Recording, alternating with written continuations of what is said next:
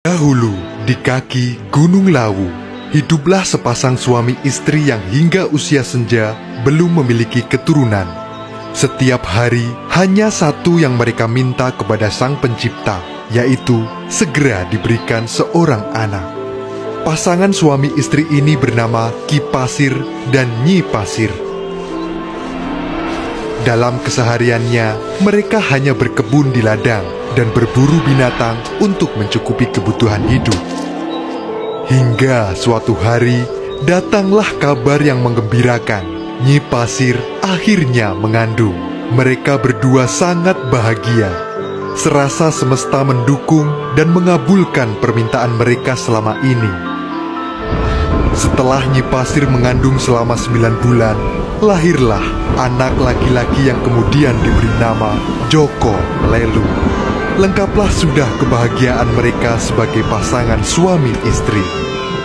Singkat cerita, Joko Lelung telah tumbuh menjadi seorang anak yang cerdas dan cekatan. Namun sayangnya, dia jarang berada di rumah. Joko Lelung suka berkelana ke berbagai tempat baru yang belum pernah dia datangi. Joko Lelung juga mengolah ilmu kebatinan dengan bersemedi. Joko Lelung hanya sesekali mampir ke rumah. Kemudian esok harinya dia pergi lagi, entah kemana. Kian hari tubuh Ki Pasir mulai terlihat lemah. Dia berharap anaknya Joko Lelung pulang dan membantunya bekerja di ladang. Namun harapan itu hanya dipendam oleh Ki Pasir, dan dia pun memilih untuk bersemedi di dalam goa.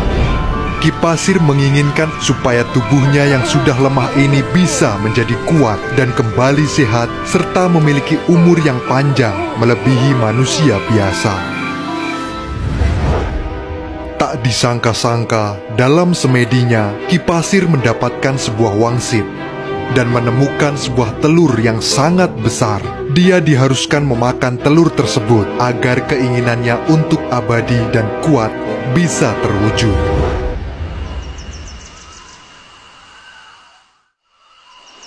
Selepas dari semedinya, Ki Pasir mencari arti dari wangsit itu hingga tubuhnya semakin renta, sampai-sampai dia lupa dengan wangsit yang pernah dia dapat dahulu.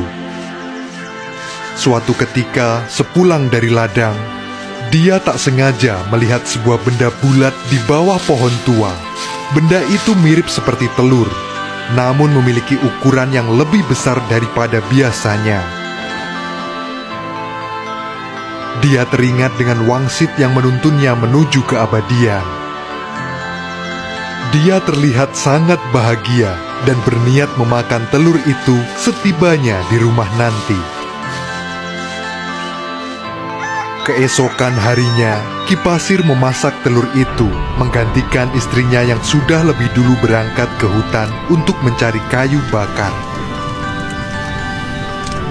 Ki Pasir kemudian membagi telur menjadi 2, setengah untuknya dan setengah lagi untuk Nyi Pasir.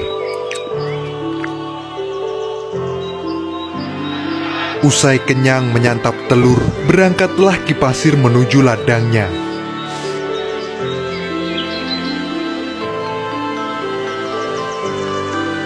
Suasana begitu cerah, Ki Pasir sangat bahagia. Dia merasa dapat menyatu dengan alam. Alam pun seakan melukiskan keindahannya yang tak terbatas untuk Ki Pasir. Dia merasa tubuhnya menjadi lebih segar dan kuat, serasa puluhan tahun lebih muda dari sekarang. Tiba-tiba kepala Ki Pasir terasa sangat pening. Sekujur tubuh mulai gatal-gatal. Semakin Ki Pasir menggaruk, semakin mengelupas pula kulitnya, dan dari bekas luka itu mengeluarkan uap yang panas. Ki Pasir pun panik dan segera mencari mata air terdekat untuk berendam agar panas dan gatal di tubuhnya mereda. Kulitnya mulai berubah sehingga terlihat seperti sisik hewan yang menyeramkan dan menakutkan. Setelah menemukan mata air, dia segera berlari dan merendam tubuhnya di sana. Di tempat lain, Nyi Pasir telah sampai di rumah dengan membawa cukup banyak kayu bakar dari hutan. Ketika ingin masuk rumah, dia melihat ada makanan di dekatnya. Dia pun akhirnya memakan separuh telur itu. Sesaat setelah makan, Nyi Pasir mengalami hal yang sama. Tubuhnya gatal dan panas. Dia pun panik dan menyusul suaminya ke ladang untuk meminta bantuan. Namun, dia tak dapat menemukan suaminya di ladang. Nyi Pasir berusaha memanggil-manggil Ki Pasir, akan tetapi tidak ada jawaban.